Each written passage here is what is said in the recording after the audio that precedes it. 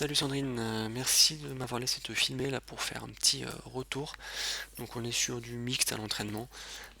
Quelques petits points, je vais essayer d'aller un peu plus vite que la dernière fois. Euh, Merci en tout cas et j'espère que ça te servira. Donc 3 points qui vont être vus. On va commencer par le premier très rapidement. Je mets le point et on en discute tout de suite après.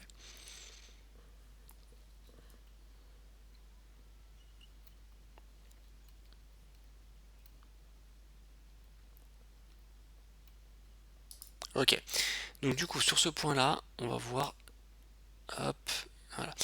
Tu serres. Nickel, hop, on avance. Voilà. Tu viens de servir et regarde ta raquette tout de suite. Je sers, clac. Ta raquette elle est en bas. Là, le volant a franchi le filet, ta raquette elle continue à descendre. Là, elle continue à descendre. Ton adversaire a frappé le volant, ta raquette est toujours au niveau de tes genoux. Là, elle continue encore à descendre, le volant arrive au niveau du filet. Et c'est seulement maintenant, voilà, ça y est, elle a passé le filet. Et regarde, elle est quasiment en dessous de tes genoux. Voilà, c'est seulement maintenant que tu commences à lever ta raquette. Alors que le volant a déjà passé le filet. Regarde où est-ce qu'il est le volant. Il est à 30 cm de hauteur, au-dessus du filet. Donc si tu es raquette haute, ce que j'appelle raquette haute, c'est raquette au niveau de ta tête, je dirais même au niveau de la bande du filet. Bien sur tes appuis, c'est-à-dire sur la pointe des pieds, tu es un peu trop sur les talons, et tout de suite, là t'es pas trop mal, mais tout de suite, jambes fléchies, prête à bondir, avec les pieds gauche-droite pour aller à gauche, aussi bien à gauche qu'à droite. Donc pied parallèle, et bien ce volant-là, tu viens et tu le claques direct. Or, qu'est-ce que tu vas faire? Tu vas le laisser retomber et enclencher une frappe basse. Regarde, hop, voilà, tu armes, voilà, ça y est, tu armes en bas, et là tu commences, et boum, tu fais un dégagement. C'est super dommage parce que sur un retour comme ça, tu peux mettre grave la pression. T'as juste à sauter dessus. Quand je dis sauter, c'est faire un pas, hein, c'est pas sauter, faire un truc de fou. Tu sautes dessus et tu claques. Donc tout de suite, tu lèves raquette haute. Par contre, ce qu'il y a derrière, c'est top. On va avancer un tout petit peu. Hop, donc là, hop, ça dégage. Hop, ça, regarde-moi ça. Ça, c'est ce qu'on a travaillé à l'entraînement. Et ça, je suis super content de voir ça. Donc, la main gauche qui pointe vers le volant. Le bras armé, tu peux encore tirer un petit peu au niveau du buste pour pouvoir accumuler plus d'énergie. Alors, on va avancer un quart de seconde parce qu'on voit que tu vas te mettre sur ta jambe de frappe. Voilà, hop, hop, voilà, clac, super. Donc là, tu es bien sur ta jambe de frappe, prête à appuyer dessus. Donc un super pied frappe, magnifique. Ta jambe gauche légèrement haute pour lancer la rotation. Et regarde, la position, elle est parfaite. Là, c'est à montrer dans toutes les écoles. Position parfaite. Donc là, tu es menaçante. Là, tu fais peur. Parce que là, tu peux faire tout ce que tu veux.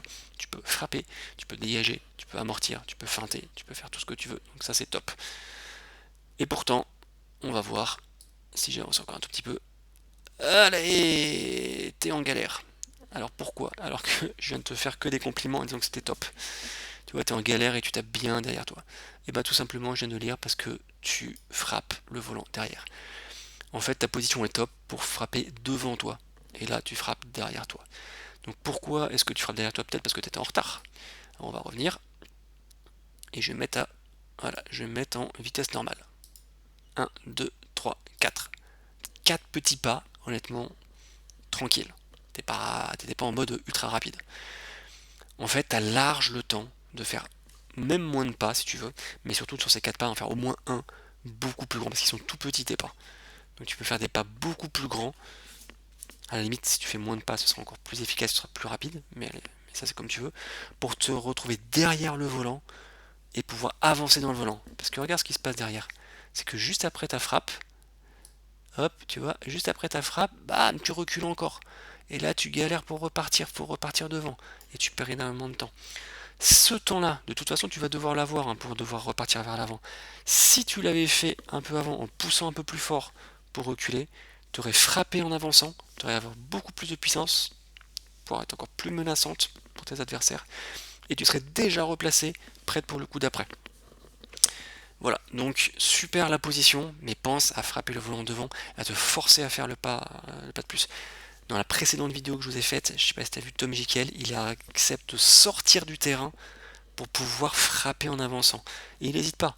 Donc toi, tu vois, c'est pareil. Quand je disais, en plus c'était prémonitoire, quand je vous disais que vous préférez prendre un volant derrière vous plutôt que reculer, là tu n'as pas besoin de sortir du terrain parce qu'il n'était pas si loin que ça. Mais tu fais un pas de plus ou tu fais un pas un peu plus grand et bam, tu pourrais beaucoup plus profiter de toute ta puissance parce que là, tout ce que tu as fait qui était top ne sert à rien par le fait que tu frappes derrière toi. Voilà, hop, tu me refais la même, voilà, mais c'est pas grave, hop, je le repasse pas. Donc le deuxième coup, c'est exactement pareil, mais en moins marqué. Deuxième, juste pour voir, service. Donc toujours pareil, service, et regarde où est ta raquette. On va le passer en direct tout de suite. Tu vois, service, regarde où est ta raquette. Hop, voilà. Tu vois, toujours pareil. Si je reviens plus lentement, tu serres et tu baisses, tu baisses, tu baisses, tu baisses, tu baisses, tu baisses. Niveau de tes genoux, t'attends que Aude ait frappé le volant, t'as encore la raquette en bas. Le volant passe le filet, tu commences à la remonter. Tu vois, c'est au moment où il passe le filet que tu commences à la remonter. Et donc c'est beaucoup trop tard. Donc celui-là était un peu plus dur parce qu'il est un peu plus rapide, mais malgré tout, si tu as la raquette haute tout de suite au niveau du filet, un volant comme ça, tu vois, tu peux le prendre et lui claquer direct. Et du coup, tu vas être en position voilà, pas évidente où tu le prends légèrement derrière toi, avec tu sais, ton cou avec le poignet plus l'avant-bras. Et là, poignet plus avant-bras, bah t'as pas de puissance, c'est pas facile. Et en plus, comme tu vois, t'es pas bien sur tes appuis, t'es en train de sauter. Bon là ça passe, mais souvent c'est pas précis, des fois ça va dans le filet, enfin voilà. Je sais pas si tu te souviens, on avait fait un exercice avec la distrib où je te disais toujours raquette haute, et je te demandais juste d'utiliser tes doigts, donc la raquette toujours au-dessus du filet, et juste avec les doigts, tu faisais le relâcher serré pour juste renvoyer. Et ben c'est exactement ça. Là tu as la raquette haute, et juste avec tes doigts, hop, tu baisses le volant. T'as pas besoin de taper fort, juste tu lui baisses dans les jambes, et haute elle pourra pas en faire grand chose du volant. De toute façon, t'es de nouveau là, si elle te le renvoie, tu pourras le reclaquer encore derrière. Donc voilà, donc tout de suite raquette haute et utilise tes doigts et pas tout ton bras, parce que là avec tout ton bras tu perds beaucoup de temps, tu le prends derrière toi, t'as pas de précision, t'as pas de puissance, et tu vois Aude a failli t'avoir, je crois que tu marques le point quand même, hein. Si j'avance... Non, tu vois, tu marques pas le point. Bon, après c'est les mecs qui ont fait n'importe quoi derrière, mais le point était facile pour vous, et là tu te retrouves en position neutre alors que tu avais un point facile qui était donné. Donc pense bien, raquette haute tout de suite, relâcher serré pour mettre pour aller claquer. Hop, on continue vite fait. Ah, on est passé sur le point d'après. Non, c'est toujours pareil, ok, d'accord. Ah, j'arrive pas à me reposer. Ouais, c'est bon. Point d'après, ok.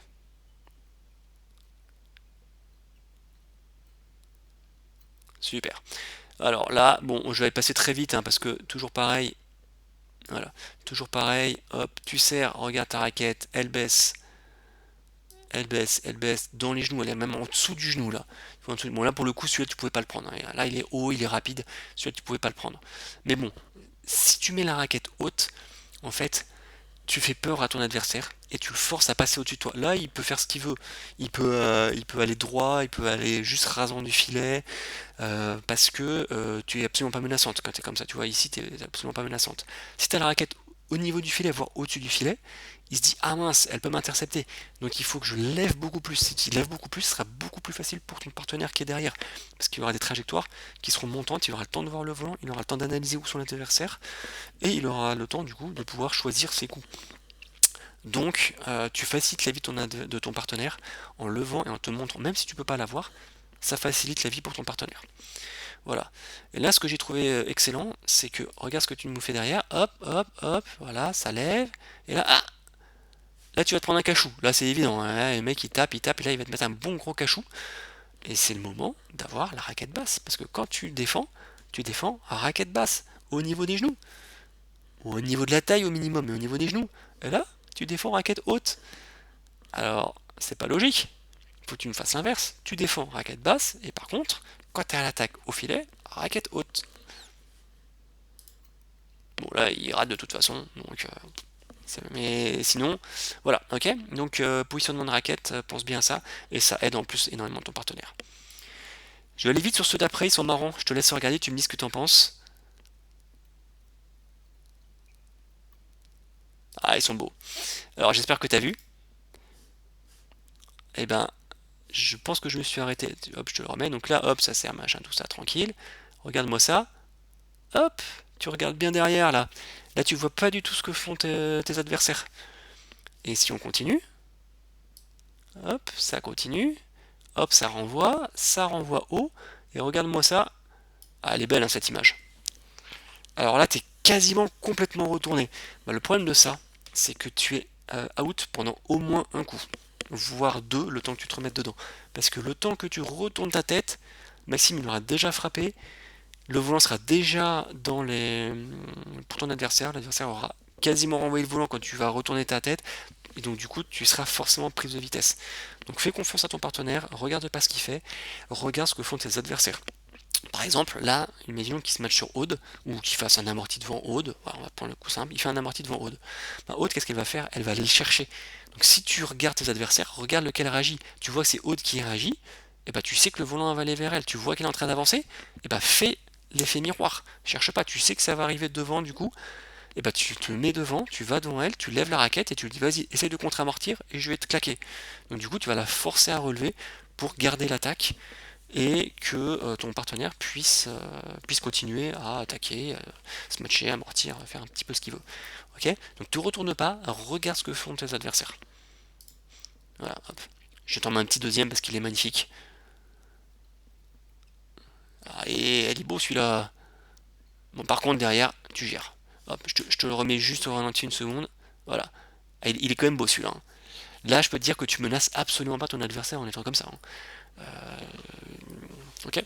Donc là, pareil, regarde ce que font tes adversaires et mime. C'est-à-dire, vois celui qui réagit. De toute façon, ils vont pas te faire de feinte hein, là-dessus. Personne ne fait de feinte, hein.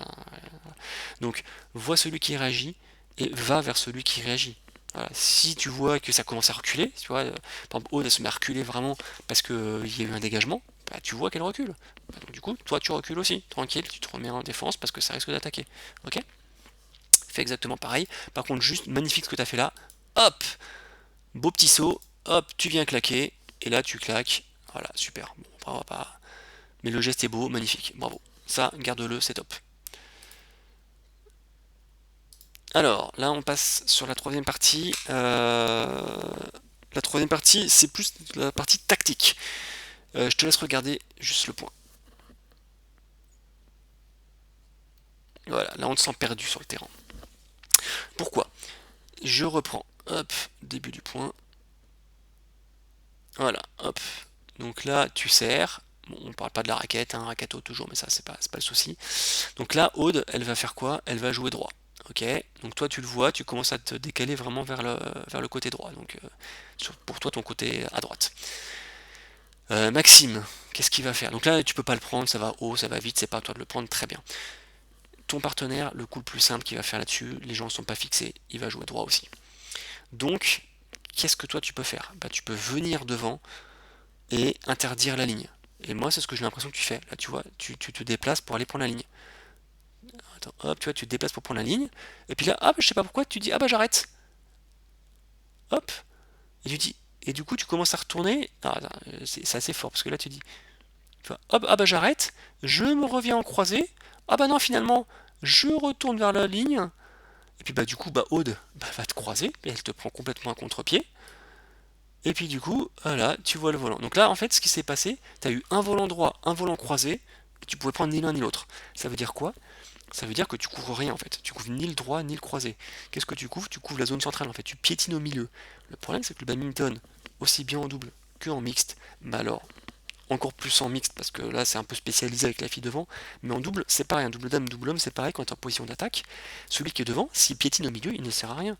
Le but de tes adversaires, ça va être de jouer les zones de divorce, de vous faire bouger, comme on dit, agrandir le terrain. Donc, ne pas jouer des volants mous au centre. Donc, piétiner au centre, ça sert à rien. Et là, c'est exactement ce que tu nous as fait. Un petit pas à gauche, un petit pas à droite, un petit pas à gauche. Et au final, tu as vu tous les volants de passer sans que tu puisses rien faire. Donc, prends des options. Si tu choisis d'aller droit, et ben vas-y, va droit, va interdire la ligne. Si tu choisis, je sais pas si tu as vu la précédente vidéo, tu avais Léa, elle est venue ligne, elle a interdit complètement la ligne. Et elle a dit, ok, bah, je laisse le croiser à mon partenaire, mais au moins c'est clair pour ton partenaire. Parce que là, tu mets vraiment dans la galère. Tu lui dis, bah vas-y, prends tout quoi. Il faut que tu prennes complètement à gauche, complètement à droite. Voilà, donc toi, choisis et interdis une zone. Ok. Et on va regarder le deuxième point qui est encore plus parlant. Voilà, vous faites.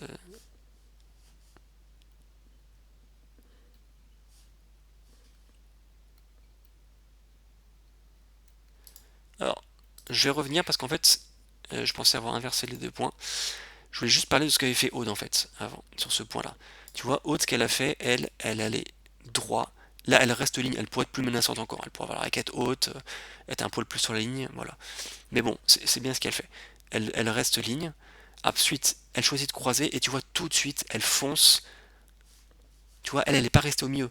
Elle était ici sur le côté et tout de suite, elle va foncer de l'autre côté pour aller mettre la pression ligne.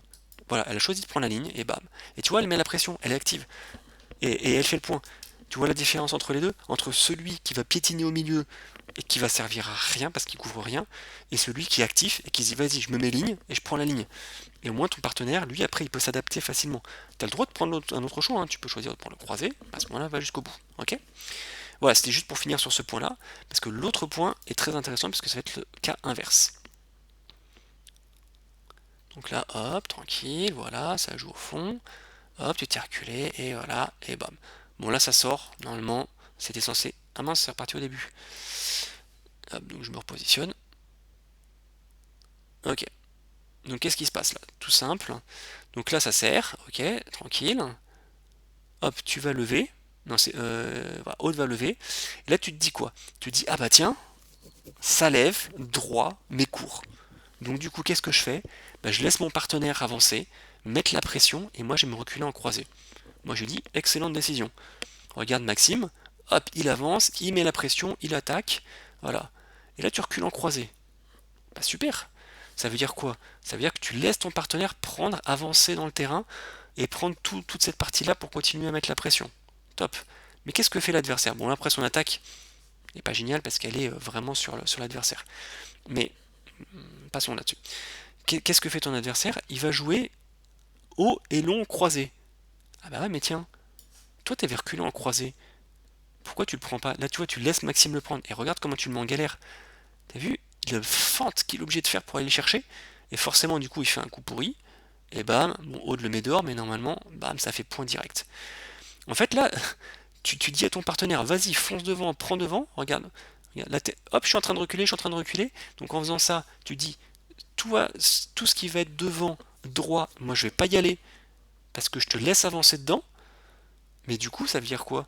Ça veut dire que bah, ça doit te prendre derrière, parce que sinon, lui, tu vois, il est obligé d'aller chercher et le croisé, et le fond droit, enfin, et le court devant, et le fond droit, et le fond croisé. Enfin, c'est très très compliqué. Là, il doit couvrir toute la diagonale. En plus, regarde où est-ce qu'il tombe. Tu vois, là, tu as ton pied au niveau de la ligne bleue. Là, tu vois, là, bam, t'as ton pied au niveau de la ligne bleue. Regarde où tombe le volant. Il tombe ligne bleue juste derrière. Tu vois, là où est-ce qu'il est, où est-ce qu'il est. Hop, hop, hop, hop, hop, bam. Tu vois, il tape juste là. Donc ça veut dire que toi, tu avais à peine un pas à faire pour l'avoir. Donc moi, je trouve ça dommage. Tu prends une super décision, mais va jusqu'au bout. C'est ce que je disais tout à l'heure. Quand tu prends des options, va jusqu'au bout.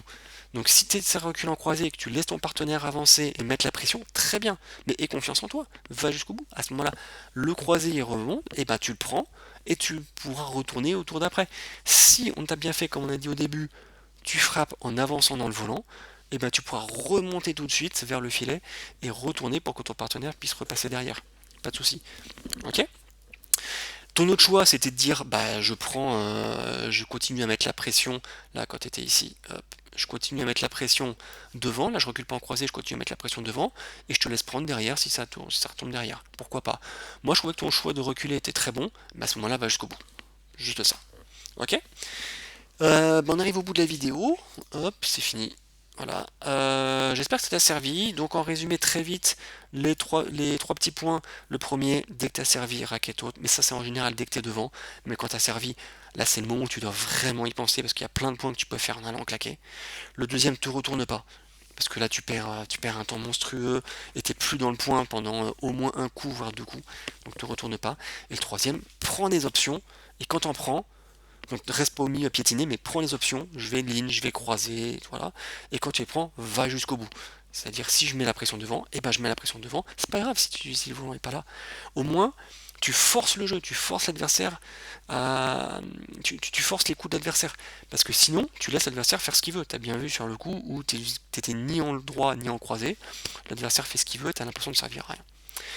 Voilà, voilà, bah, je te remercie et bah, plaisir pour un prochain petit commentaire.